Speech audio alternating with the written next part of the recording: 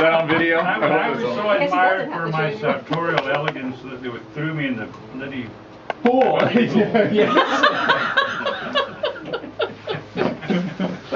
I've heard a lot of very positive things and some good story. I have to admit I'm responsible. I chaired the search committee that joined me. And, that was what, 28 years ago. Yeah. And he's got even with me a couple times. We went to Glasgow, Lori and I. We were each going to give a paper there. And we decided to go off on our own. And Andy sat me down with a road map and gave me very careful instructions. What's a road map?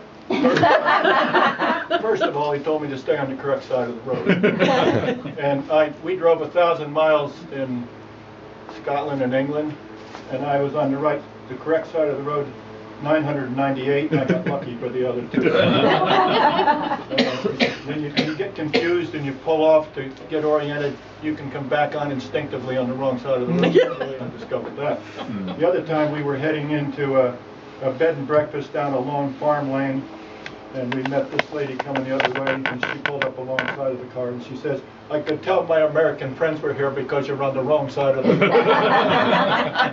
But before we started on that trip, we sat down with this road map, and Andy told me specifically how to get out of the campus and get on my way. He said, "But don't go in the tunnel under the River Clyde." So I get to the end of where he told me to go, and there was a one-way street that went to the tunnel. So that's the thing I remember most about that. But Andy and I have been together for 28 years. And it isn't very often that you can have a relationship with somebody for 28 years and never have a crossword. And that's the truth. He's been the best colleague and friend that I've ever had. And we thank you for that, Andy.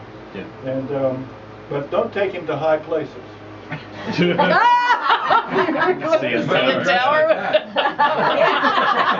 No matter how he's dressed, don't take him to high places. He went on a field trip with me to the George Washington Bridge.